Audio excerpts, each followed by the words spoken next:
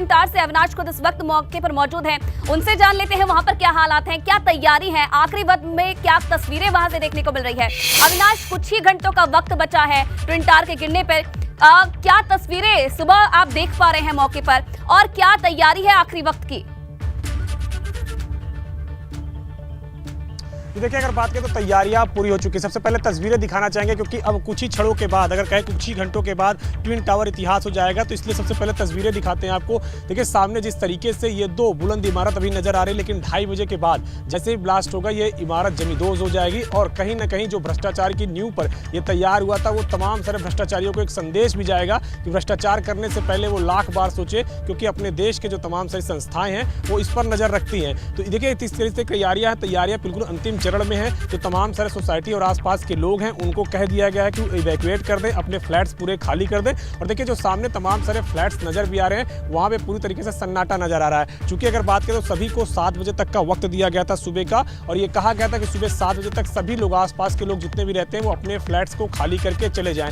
तकरीबन 80% लोग कल रात में ही चले गए थे, जो बचे लोग हैं वो अभी भी निकल रहे हैं। और अगर बात करें तो 7 बजे से लेकर 11 बजे तक जो तमाम सारे प्राधिकरण के अधिकारी हैं, नोएडा पुलिस के अधिकारी हैं, वो तमाम सारे फ्लैट्स को और आसपास के एरिया को चेक करेंगे कि कोई भी व्यक्ति आसपास के एरिया में नहीं रहने पाए। और उसके बाद 11 बजे के बाद फिर ब्लास्ट की ओर कार्रवाई के लिए आगे बढ़ा जाएगा, क्योंकि जिस तरीके से 2:30 बजे के बाद का वक्त तय किया गया है, तमाम सारी तैयारियां कर ली गई हैं। चाहे ट्रैफिक रोकने से लेकर के नो फ्लाइंग जोन पहले ही से घोषित किया जा चुका है। 1 बजे से लेकर के दोपहर 3-4 बजे तक यहाँ पे कोई भी फ्लाइट आसपास नहीं उड़ सकेगी, क्योंकि अमूमन जो दिल्ली इंटरनेशनल एयरपोर्ट में फ्लाइट लैंड करती है उसका एयर रूट भी यही है, तो वहाँ पे भी इस एयर रूट को भी बंद किया जाएगा। तो ये तमाम सारी तैयारियां कर ली गई है। और देखिए जिस तरीके से ये बिल्डिंग नजर आ रही है, अभी 2:30 बजे के बाद ये बिल्डिंग पूरी तरीके से जमींदोज हो जाएगी और इसको धराशायी करने की पूरी प्रक्रिया अपना ली गई है।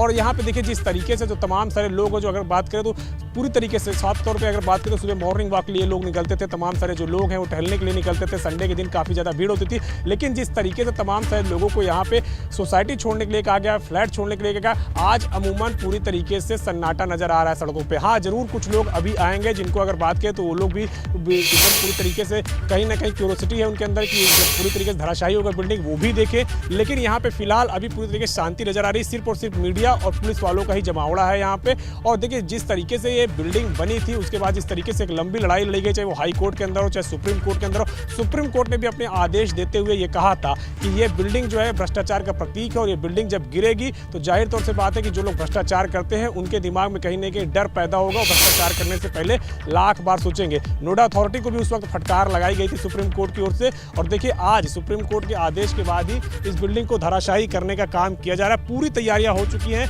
तैयारियों की अगर बात करें तो पूरी तरीके से कल भी एफिडिस और जो जेट डिमोलिशन कंपनी के तमाम सारे इंजीनियर हैं, विशेषज्ञ हैं, वो लगातार यहाँ पे दौरे कर रहे थे, निगरानी कर रहे थे। पूरी तैयारियां लगभग हो चुकी है, बस इंतजार है 2:30 बजने का। 2:30 बजने के बाद अगर बात करें तो जैसे ही ब्लास्ट होगा ये बिल्डिंग 9 सेकंड के अंदर धराशायी हो जाएगी। हालांकि अगर बात करें तो तमाम सारे लोगों के अंदर ये जिज्ञासा भी है कि किस तरीके से ये बिल्डिंग गिरती है, वो देखना भी चाहते हैं। और तमाम सारे लोग जो सोसाइटी और आसपास के इलाकों में रहते हैं उनके अंदर डर भी है कि जिस तरीके से जब बिल्डिंग धराशायी होगी तो उनके फ्लैट्स में कोई नुकसान ना हो, आसपास के एरिया में जो लोग रहने वाले हैं उनको प्रदूषण से कोई दिक्कत हो। ये तमाम सारे डर हैं, लेकिन इन तमाम सारे डरों से इतर जो जेट डिमोलिशन और इसके अलावा अगर बात करें एफिडिस कंपनी जो इस डिमोलिशन में लगी हुई है, वो साफ तौर पे कह रही है कि बिल्कुल सेफली ये पूरी तरीके से धराशायी होगा, किसी भी तरीके का कोई नुकसान नहीं होगा। हाँ, हालांकि प्रदूषण का स्तर जो है वो थोड़ा बढ़ सकता है, लेकिन उसको भी कम करने के लिए स्मोक टावर से लगाने के लेकर के तमाम सारी प्रक्रियाएं अपनाई गई हैं। लेकिन अब इंतजार हो रहा है 2:30 बजने का। जैसे ही 2:30 बजेंगे ये जमींदोज हो जाएगी। ये जो आपको बिल्डिंग दिख रही है वो पूरी तरीके से धराशायी हो जाएगी। तो देखिए ट्विन टावर की जो टिक टिक है वो शुरू हो गई है। महा ब्लास्ट पर महा अपडेट आप देख रहे हैं, महा कवरेज आप देख रहे हैं, और एबीपी गंगा आप तक सबसे पहले जो तस्वीरें हैं वो पहुंचा रहा है। कैसे बंदोबस्त यहां पर किए गए हैं, क्या प्रशासन की तरफ से इंतजाम किए गए हैं, और कुछ ही घंटों बाद कैसे हालात मौके पर रहेंगे, उसकी भी पल पल की तस्वीर आज सबसे पहले एबीपी गंगा पर आप देख रहे हैं। तमाम जो हमारे सहयोगी हैं ट्विन टावर के आसपास की तस्वीरें, ट्विन टावर पर मौके पर मौजूद रह के तस्वीरें आपको दिखा रहे हैं। कैसे वहां पर माहौल है, क्या कुछ वहां के लोगों का कहना है, क्या डर है लोगों के अंदर, और जो ये अवैध निर्माण पर जो ये गिर रहा है, जो ये कुछ ही घंटों बाद ध्वस्त हो जाएगा, कैसे वहां माहौल बदलेगा, उसकी भी पल पल की अपडेट आप तक पहुंचा रहा है। तो देखिए ट्विन टावर के आसपास की सोसाइटी से लेकर सेक्टर 93 के पास कई गांव में इस वक्त आशंकाओं के बादल हैं। धूल का गुब्बार तो इमारत को गिराए जाने के बाद उठेगा, लेकिन स्थानीय लोगों की चिंता बढ़ती जा रही है। उन्हें सबसे ज्यादा ये आशंका है कि अपने घरों की नींव की लोग अपने बुजुर्गों की सेहत को लेकर भी फिक्रमंद है। और नोएडा से एक खास रिपोर्ट आप देखिए।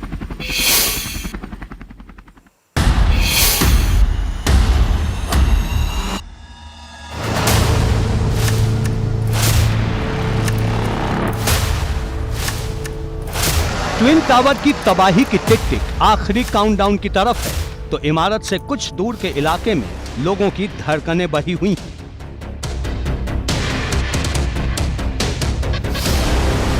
ट्विन टावर के पास के गेझा गांव के लोगों को डर है कि पता नहीं इतनी ऊंची इमारत गिरने के बाद क्या हो जाए। आशंकाएं आसमान पर हैं। सबसे बड़ा खतरा लोगों को अपने मकानों को लेकर है। आशंका धूल के गुबार को लेकर भी है। अरे भैया हम बुढ़े आदमी, हमें बहुत डर लगे है। इससे हम बहुत डबका धरती दहलेगी, रेत जमेगा, क्या होएगा। हम वैसे ही मरने को तैयार हो रहे हैं, बुढ़े आदमी है, हमको इंतजाम होना चाहिए। मर जाएंगे कोई फायदा नहीं है। जब मकान गिरने वाला धूल भी बहुत उठेगी, धरती भी दहलेगी। हम बुढ़े आदमी है, हमारी जमीन नोएडा ले ली और हम बेकार आदमी है कतई। अभी से लोग अपने बुजुर्गों और बीमार लोगों को सुरक्षित जगहों तक पहुंचाने की बात कह रहे हैं। अपनी तरफ से स्थानीय लोग पूरी एहतियात बरत रहे हैं। हाँ जी, थोड़ा हमें बहुत डर है कि हमारा घर यहाँ से 500 मीटर तक की दूरी पे है, तो जब ये गिरेगी तो उसका ये भूकंप वगैरह का या थोड़ा हलचल का हमें डर है और धूल उड़ेगी, इसी चीज़ का हमें डर है। और जो कि हमारे घर में बड़े बूढ़े हैं उनको थोड़ी सांस वास की प्रॉब्लम है। बुजुर्गों को सबसे ज्यादा डर अपनी सेहत का है तो अपनी जान माल की चिंता भी सिर पर सवार है। वे कह रहे हैं कि मकान छोड़कर भला कहां जाएंगे, रहना तो यही है। अंदर है क्या लग रहा है? डर ही है, हमारा मकान भी ढह सकता है, हम भी गिर सब मर सकते हैं। हमें बहुत डर लगे, बूढ़े आदमी है हम कहाँ जाएंगे ये मकान से छोड़कर। हाँ, ढवा हो तो इसको बंदोबस्त करो।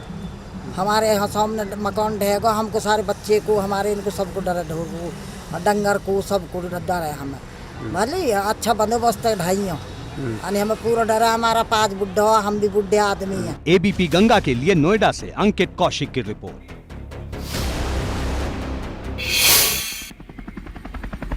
ऐतिहासिक पल के लोग गवाह भी बनेंगे, लेकिन देखिए लोगों के अंदर चिंता भी है अपने हेल्थ को लेकर, क्योंकि जान जोखिम में डालकर जो ये ट्विन टावर है से गिराया जा रहा है। लोगों के अंदर एक जिज्ञासा भी है तो कहीं ना कहीं डर भी है। अविनाश लगातार हमारे साथ वहां से बने हुए हैं, तमाम तस्वीरें अविनाश के पास चलते हैं और सनुज भी हमारे साथ लगातार बने हुए हैं, उनसे भी पल पल का अपडेट लेते रहेंगे। अविनाश, सबसे पहले आपके पास आऊंगी मैं, क्योंकि देखिए आम लोगों को तो वहां से निकाला जा रहा है, सुरक्षित स्थानों पर पहुंचाया जा रहा है, लेकिन जब ये बिल्डिंग गिरेगी, जब ये अवैध निर्माण ध्वस्त होगा, उस वक्त क्या प्रशासन का कोई व्यक्ति भी मौके पर मौजूद रहेगा?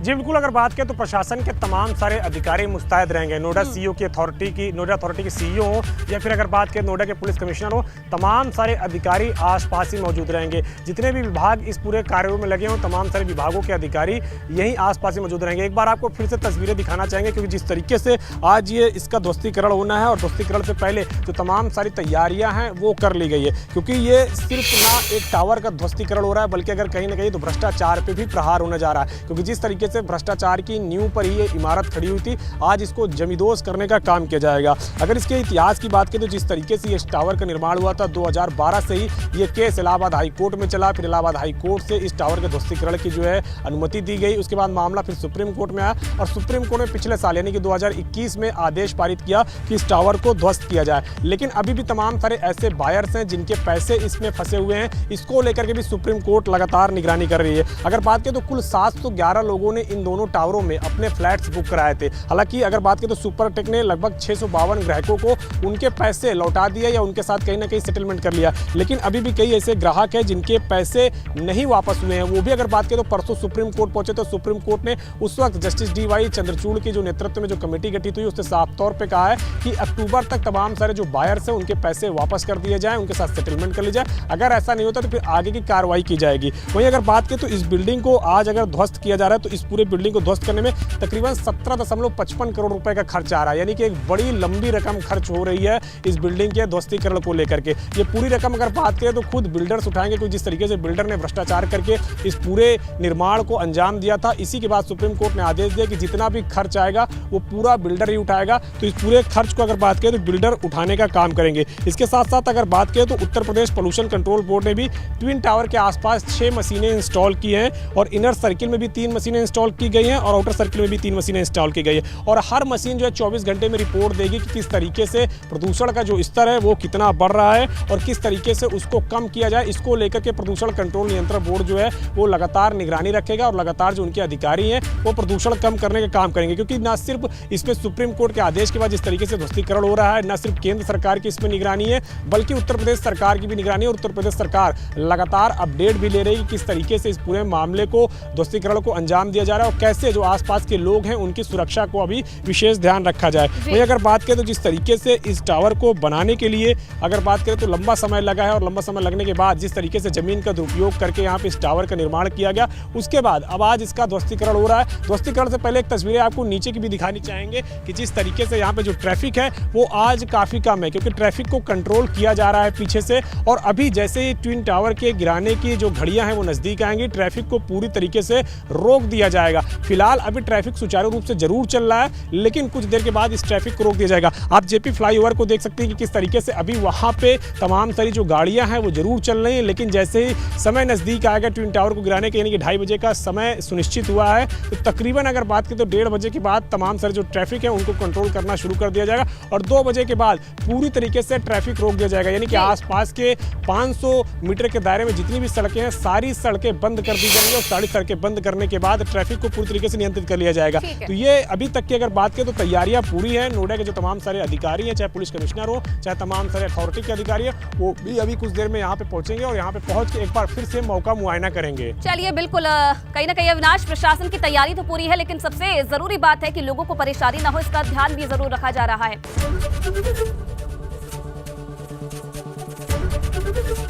एबीपी गंगा, खबर आपकी, जुबान आपकी।